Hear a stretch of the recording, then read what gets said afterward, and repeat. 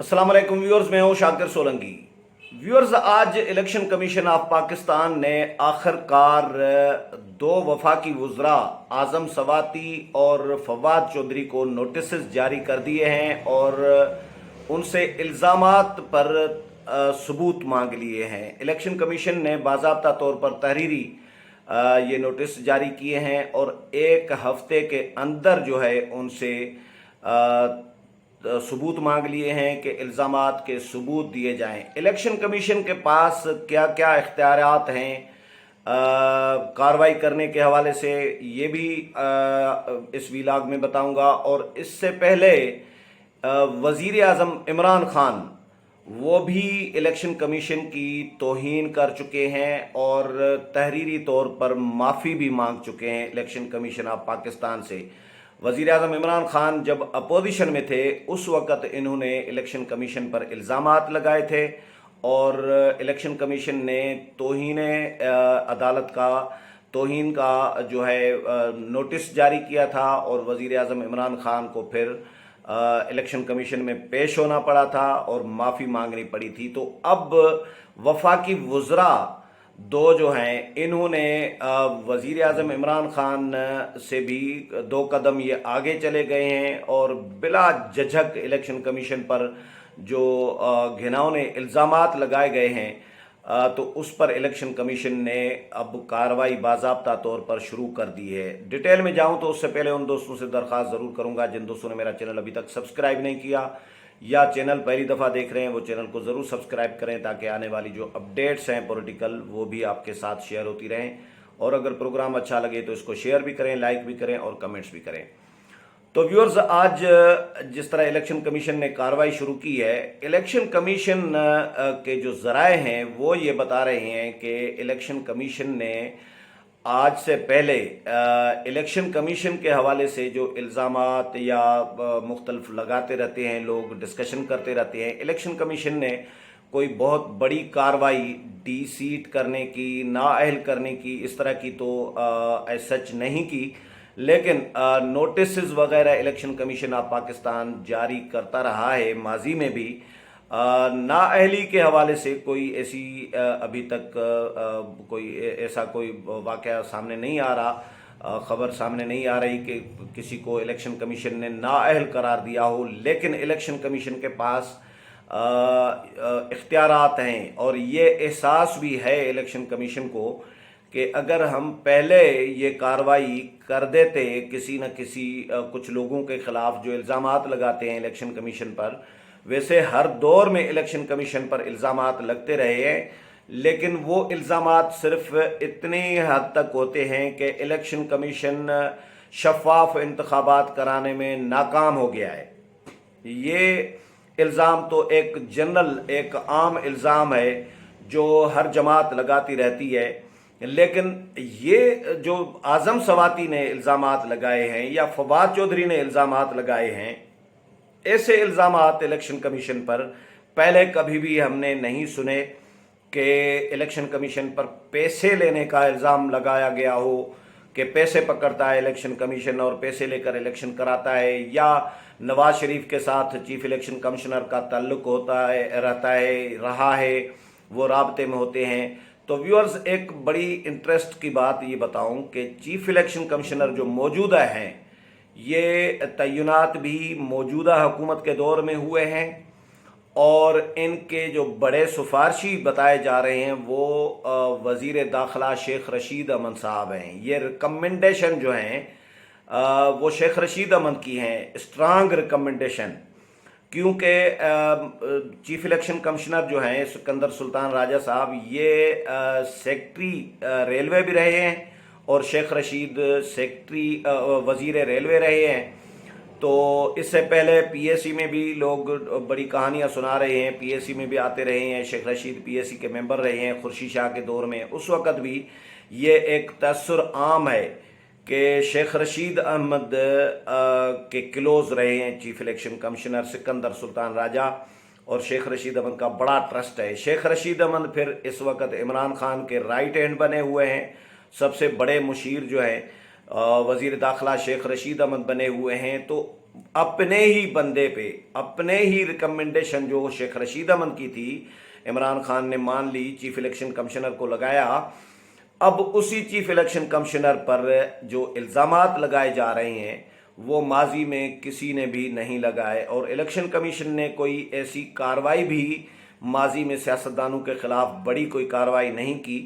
तो इख्तियारात जो हैं व्यूअर्स इलेक्शन कमीशन के पास जो हैं वो हाई कोर्ट के जजेस की तरह हैं। बिल्कुल हाई कोर्ट के पास जो तौहीन करने के, जो तौहीन अदालत के केस में जो कार्रवाई के इख्तियारात होते हैं, सज़ा देने के इख्तियारात होते हैं, इलेक्शन एक्ट 2017 जो है वो इलेक्शन कमीशन ऑफ पाकिस्तान को ये इख्तियारात देता है कि वो तौहीन अदालत की कार्रवाई करें कि और उनको नाअहल भी कर सकते हैं। कार्रवाई क्या होगी उसमें क्लियर नहीं है, लेकिन ज़ाहिर है तौहीन अदालत की कार्रवाई तो नाअहली होती है ना। जब कार्रवाई हो गई, चाहे 1 मिनट की, यूसुफ रज़ा गिलानी को आपको याद होगा 1 मिनट की सज़ा दी थी Iftikhar Mohammad Chaudhry chief justice of Pakistan ने, सुप्रीम कोर्ट ने।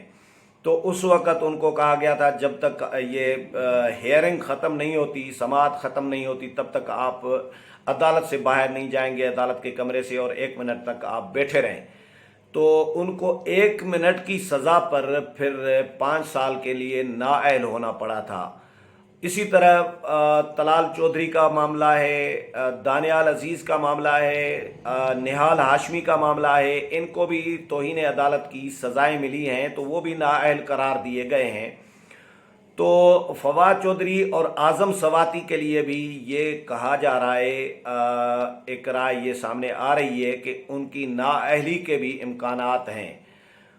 फवाद चौधरी और जो आज़म सवाती हैं, उन्होंने जो इल्ज़ामात लगाए हैं उस पर क्या वो माफ़ी मांगेंगे, और क्या इलेक्शन कमीशन माफ़ी कबूल कर लेगा?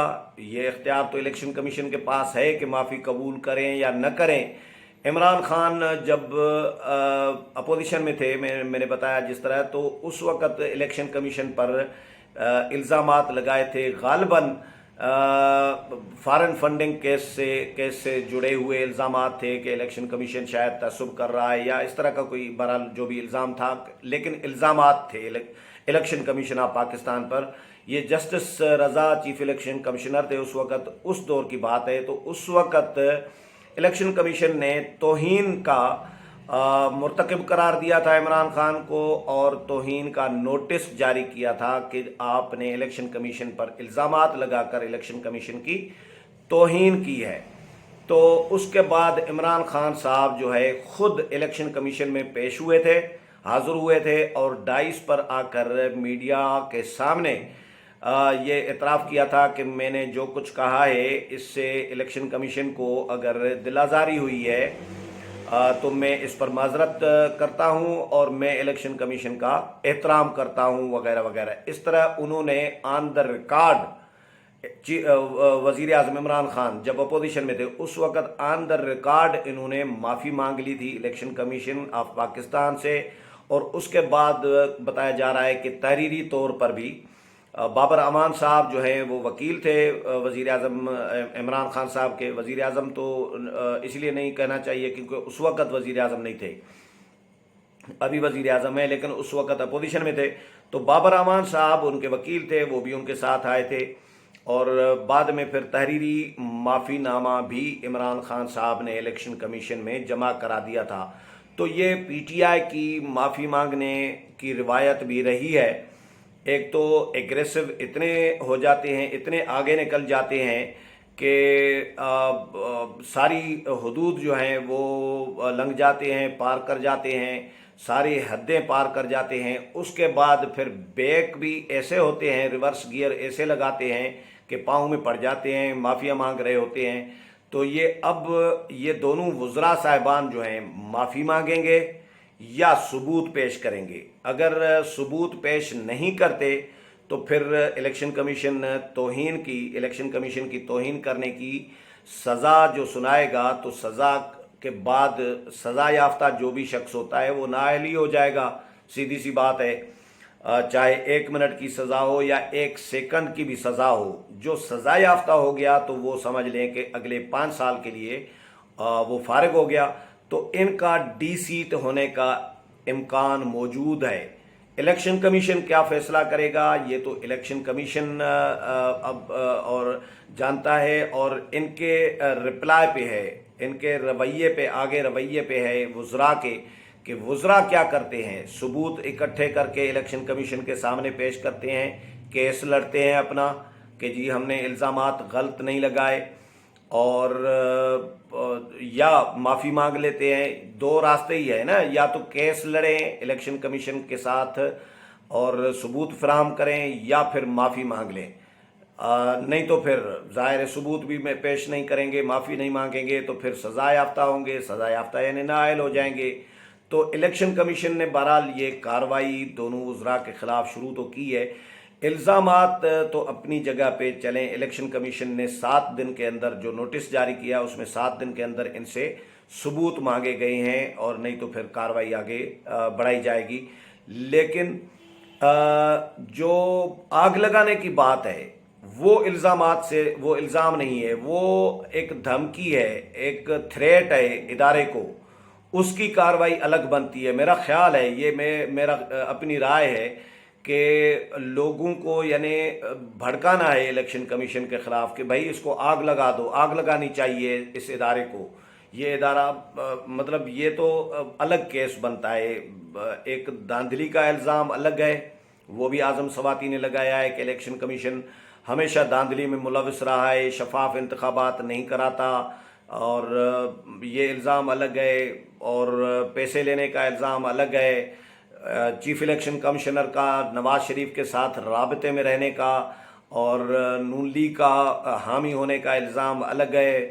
फिर इलेक्शन कमीशन को आग लगाने की धमकी जो है या ऐलान या ख्वाहिश जो है वो अलग है।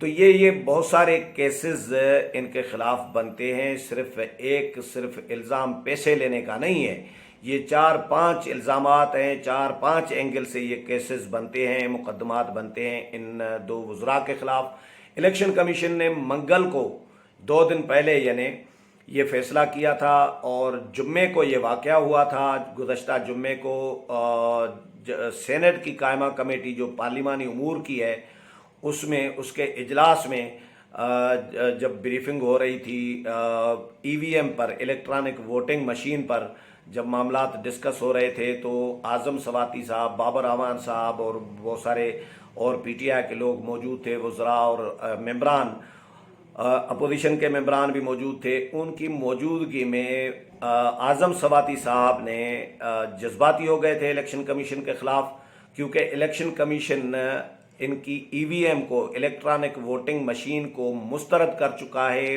मानने के लिए तैयार नहीं है। उस पर सवालात उठाए हैं, एतराज़ात उठाए हैं, और 37 सवालात जो हैं, 37 एतराज़ात इलेक्शन कमीशन ने उठाए हैं, जिनका हुकूमत जवाब देने की बजाय या इलेक्शन कमीशन के जो रिजर्वेशन है उनको सामने रखकर उसमें ईवीएम में मज़ीद बेहतरी लाने के लिए कोई सोल्यूशन देने की बजाय इलेक्शन कमीशन पर मुर्द इल्ज़ाम ठहराना, इलेक्शन कमीशन को उल्टा इल्ज़ाम उन पर लगा देना, और इतने संगीन नौयत के इल्ज़ामात जो पहले कभी हमने इस तरह के इल्ज़ामात नहीं सुने। पहले जनरल आम, जिस तरह बताया मैंने कि आम एक इल्ज़ाम होता था कि इलेक्शन कमीशन शफाफ इंतखाबात कराने में नाकाम हो गया है, बस यही इल्ज़ाम आगे पीछे करके अलग अलग एंगल से लगता था।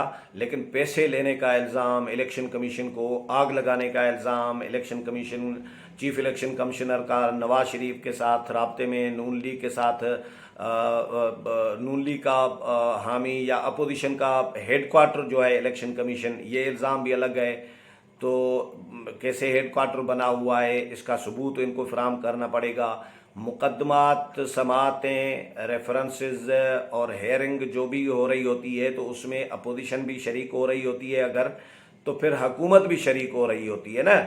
सिर्फ अपोजिशन वाले मीटिंगें तो नहीं कर रहे होते, हेडक्वार्टर कैसे बना हुआ है ये भी सबूत फराहम करना पड़ेगा कि हेडक्वार्टर कैसे बना हुआ है इलेक्शन कमीशन अपोजिशन का।